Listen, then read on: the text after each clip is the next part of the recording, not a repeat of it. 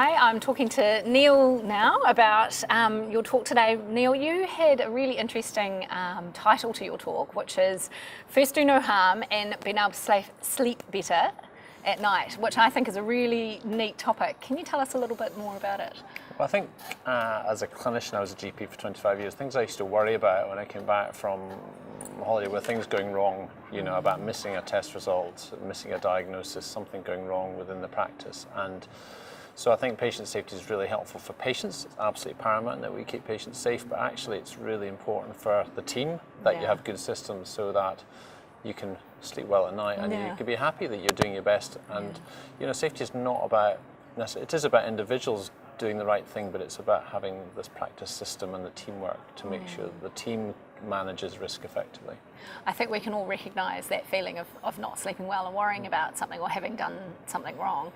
Where do you see that harm is occurring in the health system? Well, I think there's lots of evidence locally in New Zealand and internationally that patients are harmed from medicines that we prescribe. That's probably the most dangerous thing we do, is particularly non-steroidals, anticoagulants, diuretics people often don't necessarily think of, opioids. So those are the kind of key areas of risk, and managing patients on very high risk drugs, but also the moderate risk drugs like non-steroidals that are prescribed in high numbers to patients that are more at risk.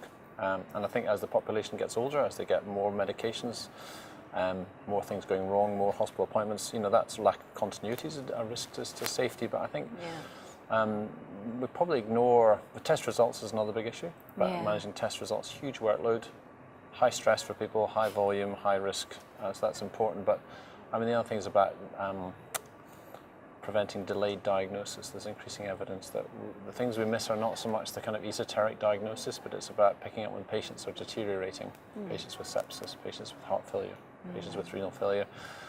Just doing things reliably and assessing those patients and communicating our concerns when we refer, so that if we're concerned about sepsis, we assess the person well and then we communicate our concerns to other people. So those are the key areas of risk. And those, why do we make errors? Why does it happen? Obviously, you've got all those factors behind us. As an individual GP, what could we be doing differently? Well, I think there's quite a lot of evidence that we call the area of human factors, which has studied people's behaviour in lots of different industrial contexts, and found that actually there's lots of conditions that make us more likely to make mistakes. And when I look at the list, it makes me think that's a typical day in my life as a GP. That's right. Stress, multitasking, poor communication with people, often very heavy workloads, not particularly good systems, IT's not necessarily being that intuitive. So there's lots of things within our daily practice, because we can't control demand often, that makes us more prone to make mistakes. I think it's really important to recognise that, and it's not just about us as an individual carrying responsibility, but how do you develop systems to make it less likely that we do the wrong thing? Yeah, I think we talked about that Swiss cheese model, which is a really effective metaphor for it, and the picture of the holy cheese and things sort of lining up so that an error eventually drops through and does happen. So you've been developing a safety and practice program in New Zealand, and you've done this internationally as well.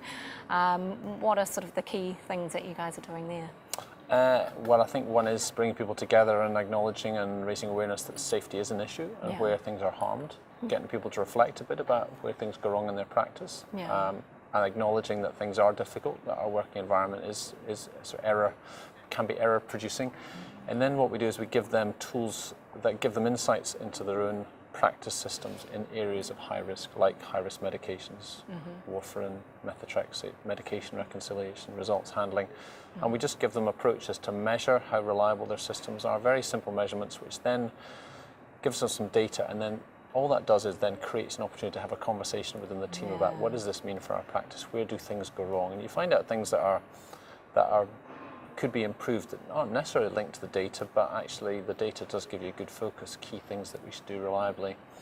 And the other thing we do is to get people to think about their culture. So we talk about the importance of culture, the importance of receptionists and nurses being empowered to speak up when they think something goes wrong. So we have a safety culture tool that practice can fill in. They get a report that compares their practice to what other practices in New Zealand, tells you what their admin staff or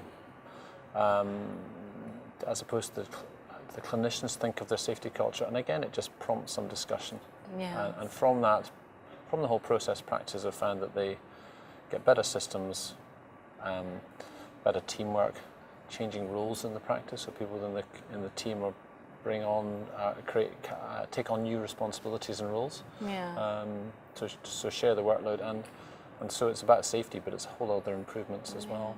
And I guess that awareness within practices and everyone in the practice about that we should be looking at this and constantly being a bit vigilant about what we're doing right and wrong. Yeah, so we do focus on individual prescribing of things like non-steroidals, but the ones that have the biggest impact are the ones where the whole team is involved with, like managing test results, managing a discharge summary, around about medication reconciliation, monitoring patients on warfarin or methotrexate. That involves receptionists, doctors, nurses, and therefore what people find is they really like the bringing everyone together around a shared issue, and everyone's trying to give. It's sometimes about giving practices the tools to have a conversation which empowers members of staff to speak up. Because actually, and I think in our practice, I don't think anyone really knew what the process was around about results handling, what everyone did. And sometimes you just need to sit down and say, what is the process? And say, oh, I didn't know you do that. And then the receptionist say, well, by you failing to do a comment on a test result, actually makes it really difficult for me when the patient phones up. So the failure of one person to carry out a particular task can have a huge impact on other members of the team, so it's partly building that awareness. And engagement from everyone into making things better. So if you had, obviously the people have gone to your talk today and heard the whole thing, but if you had a few key messages that people who haven't been able to fit in your room today, what would you suggest people go and take away that they can start doing in their practices from now? Okay, safety is really important, so focus on safety. If you're in the Auckland or Waitemata DHB areas, we're recruiting for practice for next year to get involved in safety and practice, which is an improvement collaborative. So that's an encouragement.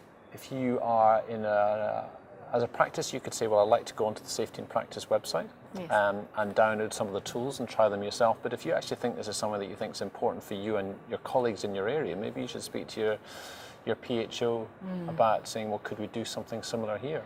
Train people in quality improvement, think about safety, use the tools and learn from one another, because it's okay to do things in isolation, but actually it's much more valuable to come together with other practice and say, how do you manage test results? How do you manage these patients? What roles do various members of your team have in this? And so you share the solutions, and so you get real synergies from that. Oh, thanks, Neil. It's a real insight, and I think it's a really important topic. So thank you. Okay, thank you very much.